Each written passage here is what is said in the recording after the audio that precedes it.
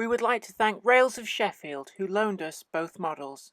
Well, very good morning to you, and welcome along to another Jenny review here on YouTube. And got a special here, filming live at Alexandra Palace. Well, it won't be live by the time you see it, but I've very kindly been lent one of the Hornby and the new Rails Terriers for review. Now, the Rails Terrier is the pre-production prototype, so it's got the correct livery on, but there's still a few tweaks to be made, so bear that in mind when you watch the review. But had this opportunity to compare them side by side, and some very special modelling going on. So without further ado, let's take a closer look.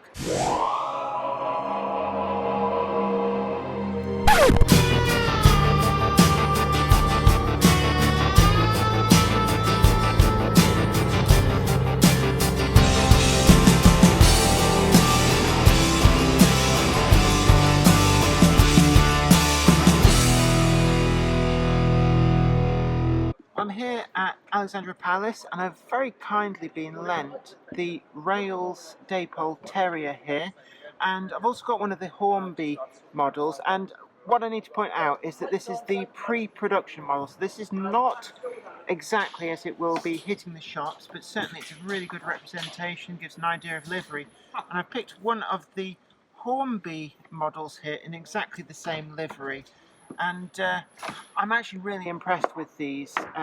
Both of them are good models, but there's some really fine detail going on here on the Rails Dapol model, and in particular the area which has really drawn my eye is just in there in the cab, and you can see all those little dials all perfectly printed.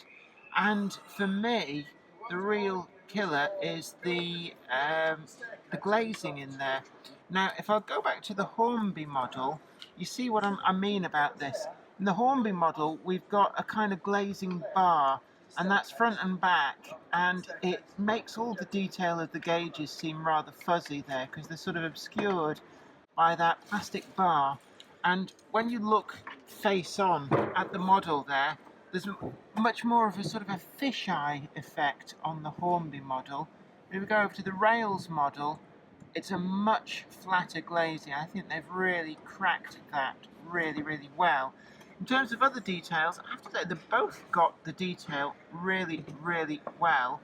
But you can see the difference on the Rails one. They've tooled up for, I think this is some of the condensing gear, which the Hornby one is without. As far as I'm aware, I think they've tooled for all the different variants, but certainly there's a little bit more finesse in some of the details on the Rails model.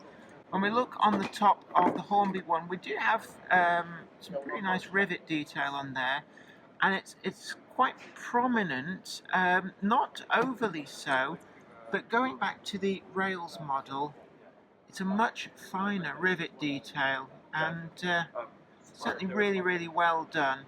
The handrails on there, on both of them, are nice and fine, separate metal applied. But for me, I think where it really takes it is in that cab detail. And once it's pointed out to you, it does draw the eye. The detail is there on the Rails model. It is really nicely done. The gauges as well, you can see they're almost like they're real gauges. And looking further into the cab, we've got a whole wealth of detail in there. And again, the glazing on the back of the cab, it's quite hard to see here with my little iPhone camera, but there's no separate bar of glazing, and that's something which, once you see it, it's quite obvious there in the Hornby model.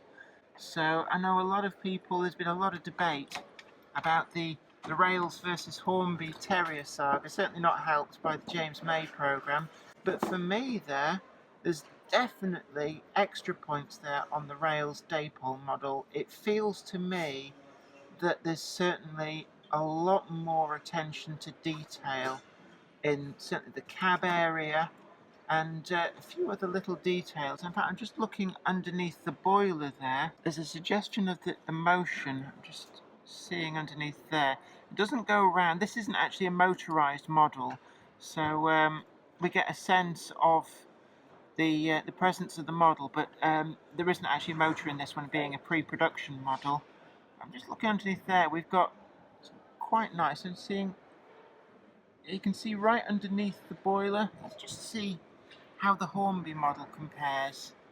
Again, we've got the correct air gap underneath. We can see all the way through, but there's no suggestion of motion there between the frames.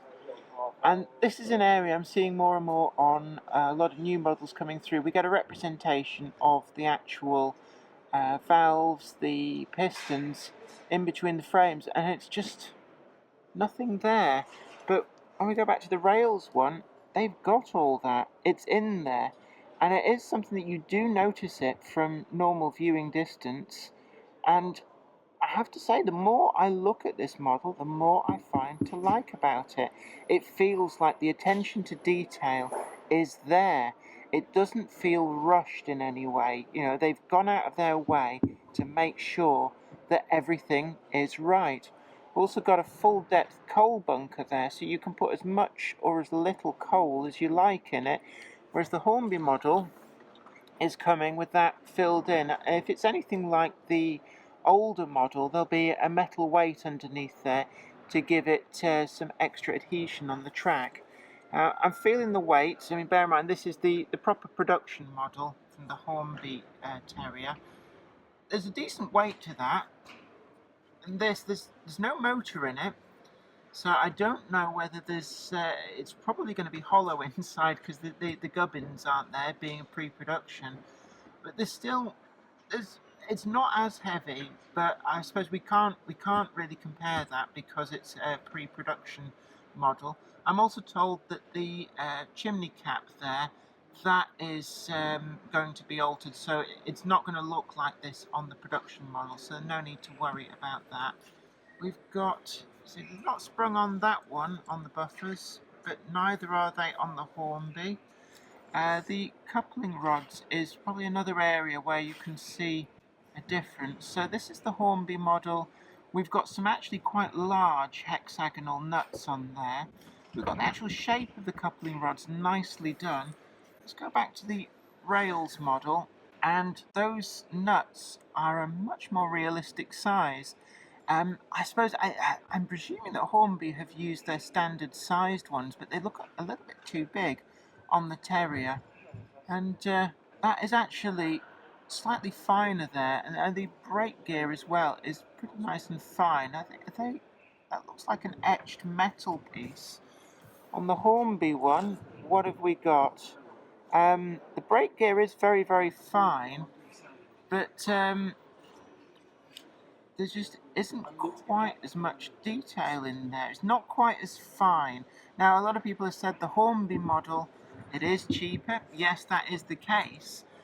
But for me, the extra money for the rails one, I think they've taken it. It will be really interesting to see the full production model when it comes through.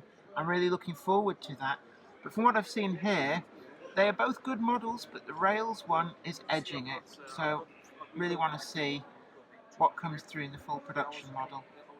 Well, I hope that's been really informative to you. Big thanks to Rails for lending me those to be able to do this review.